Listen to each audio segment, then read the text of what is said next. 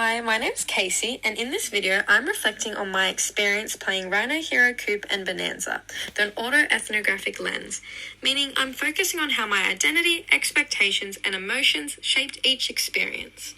To give you some context, I play games regularly, including video games, board games, sports, and puzzles, so I am very familiar with common mechanics and systems and usually feel confident approaching new games.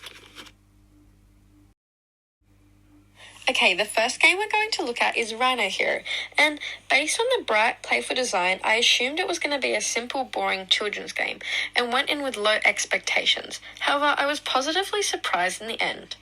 The rules were quick to learn, allowing us to start playing almost immediately, and while the core mechanic of stacking cards seemed straightforward, I quickly realized that the special abilities like skipping turns or moving the Rhino Hero added a strategy and unpredictability that I wasn't expecting.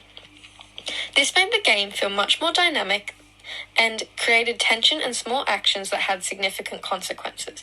It shifted my perception of the game from something simplistic to something genuinely engaging through its design.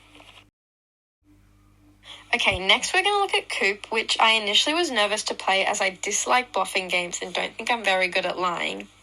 The dystopian theme also made me expect a complex game, but the rules were actually quite simple. Interestingly, playing with people I didn't know made bluffing easier, as they couldn't read my behaviour. What stood out most was the tension in every decision to lie or tell the truth that felt like high stakes even though they had no real-world consequences. Over time, I became more comfortable bluffing and even started to adopt a more confident, strategic role, which showed me how strongly game design can influence a player's behaviour. The final game we're going to look at is Bonanza, which was my favourite out of the three. I had very few expectations going in, but I was surprised by how strategic and interactive it was. The mechanic of keeping cards in a fixed order and only playing the first card stood out as particularly innovative to me, as it limited the control and forced players to rely on trading. Although we initially struggled with the rules, especially the trading system, once we understood it, the game became highly engaging. Every player is constantly involved through negotiation, which creates a strong sense of interaction. This made me realize how game design can encourage ongoing participation while remaining accessible to a wide range of players.